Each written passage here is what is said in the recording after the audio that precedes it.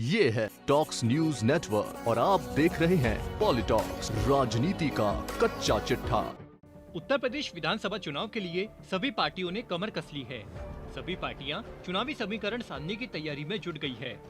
BJP Jan Ashirwad यात्रा के सहारे सूबे में योगी एवं मोदी सरकार के कामकाजों का बखाना कर रही है, तो वहीं अखिलेश यादव ने साफ कहा है कि अगर कोई भी पार्टी बीजेपी को पटखनी देती है तो समाजवादी पार्टी उसके साथ है।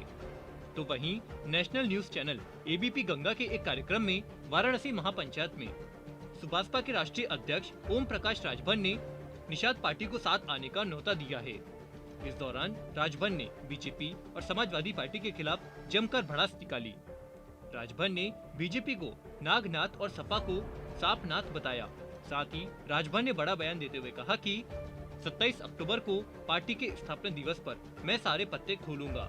एबीपी गंगा के वाराणसी महापंचायत कार्यक्रम के दौरान ओम प्रकाश राजभर ने बीजेपी पर जमकर भड़ास निकाली और वादे पूरा न करने का आरोप भी लगाया। कार्यक्रम के दौरान राजभर ने कहा कि गृह मंत्री अमित शाह ने हमसे कई वादे किए थे, लेकिन आज तक कोई भी वादा उन्होंने पूरा नहीं किया।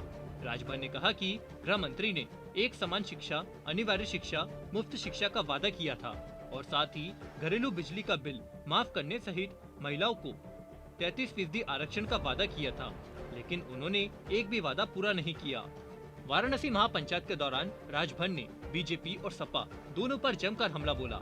राजभर ने कहा कि बीजेपी अगर नागनाथ है तो सपा सांपनाथ है।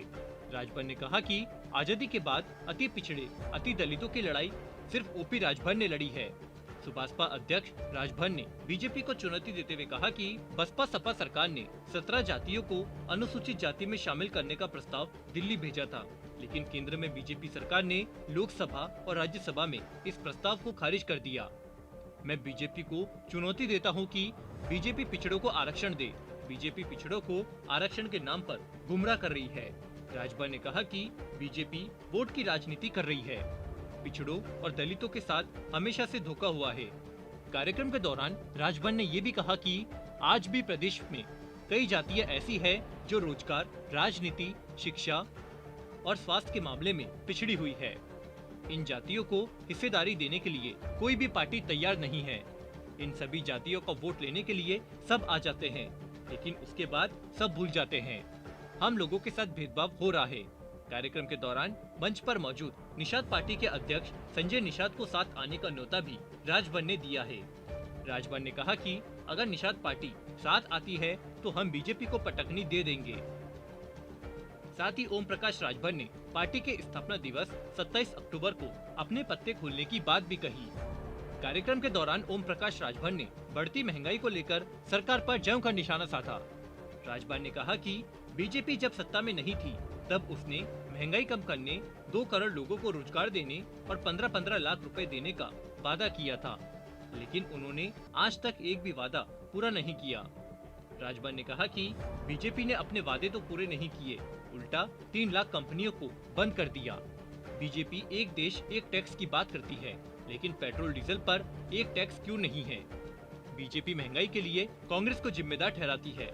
कांग्रेस सरकार के दौरान 400 रुपए में गैस सिलेंडर था, आज वो 900 रुपए का है। वहीं एबीपी गंगा के इस कार्यक्रम के दौरान ओम प्रकाश राजभर के साथ मंच पर निषाद पार्टी के अध्यक्ष संजय निषाद भी मौजूद रहे। इस दौरान निषाद ने कहा कि हमारे समाज के लोगों ने मुगलों, अंग्रेजों से लड़ाई की, लेकिन उन्हें कुछ नहीं मिला। देश संविधान के अनुसार चलता है और इसलिए मैं समाज के लिए लड़ाई लड़ रहा हूँ कि संविधान बनाने वाली जातियों का संविधान लागू हो।